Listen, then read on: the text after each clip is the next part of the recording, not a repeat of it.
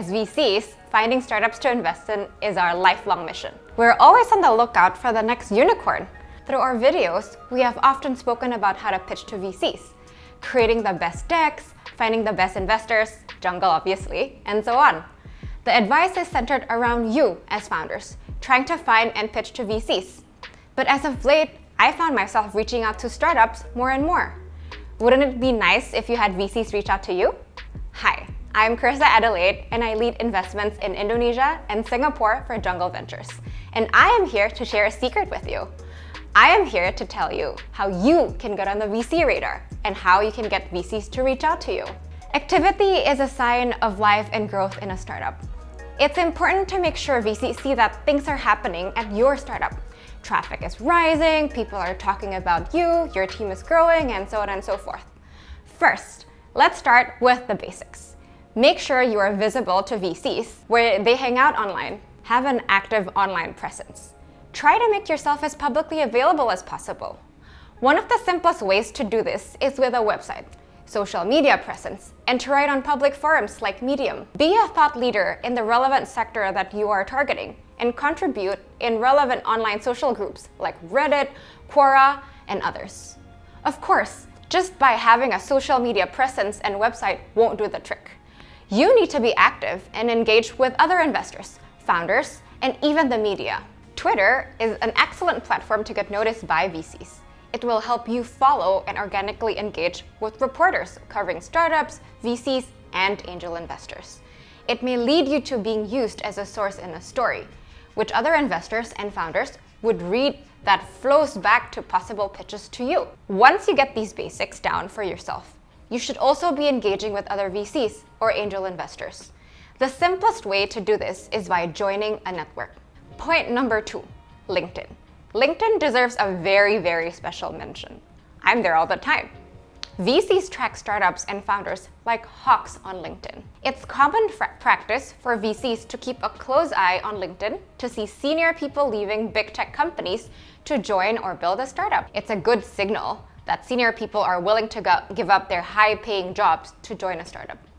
VCs often look at employee headcount growth on LinkedIn as a way to infer traction about your company. To make sure your company is reflected correctly on LinkedIn, make sure you have a company page and that all of your employees are linking to it. If you are poised to hire a few impressive new additions to your team, you may want to think strategically about when they should update their LinkedIn profiles.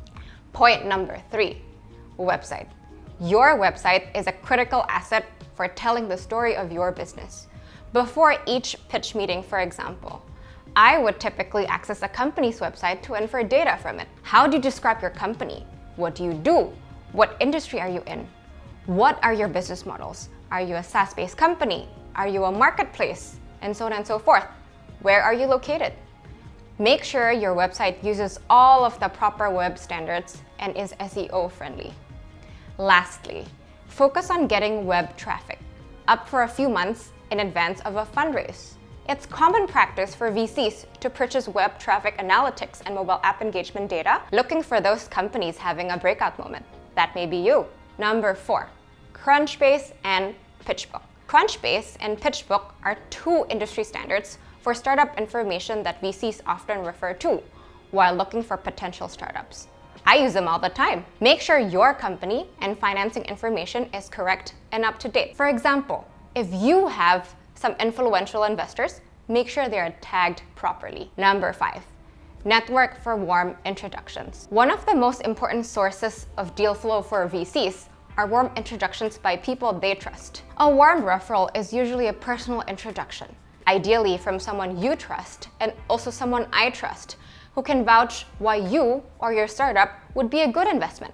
Warm referrals can certainly be effective, but you may not have a network in place to even bring you warm referrals if you're just starting out. But don't worry, we're here to tell you all about it. So how and where can you network with people for VC introductions? The idea is that you are trying to find people who are founders, VCs themselves, or generally connected with a startup ecosystem. Now, where can you find these people? Where are they hiding? Number 1, you can join social media groups. Number 2, become part of a co-working space where you network with other founders. Go to in-person business meetings and conferences. Number 4, join an accelerator. Surround yourself with mentors, connectors, and trendsetters. Remember, your objective is to attract interest and get people to talk about you.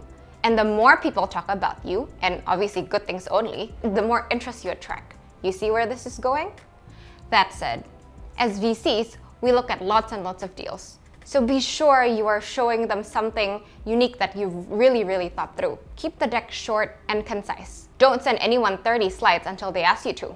If you have friends who have done this and lived to tell the tale, get an introduction to go with your pitch deck.